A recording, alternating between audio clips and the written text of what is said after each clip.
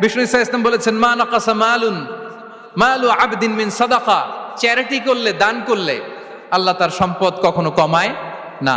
প্রতিদিন সকালবেলা দুজন ফেরেশতা নেমে বলতে থাকে, আল্লাহুম্মা আ'তি মুনফিকান খালাফা, আল্লাহুম্মা আ'তি মুমসিকান চালাফা। ফেরেশতা দুজন বলে, আল্লাহ, যে দান করলো, দানের কারণে যে ঘাটতিটা হলো, এটা তুমি মেক আপ করে দাও, এটা তোমার পক্ষ থেকে বারাকা দিয়ে রিপ্লেস করে দাও। আর যে ধরে রাখলো, কৃপণতা করলো, ওর সম্পদকে আল্লাহ তুমি ধ্বংস করে দাও। ওয়াল ইয়াযু বিল্লাহ। আমরা যেন দান করি।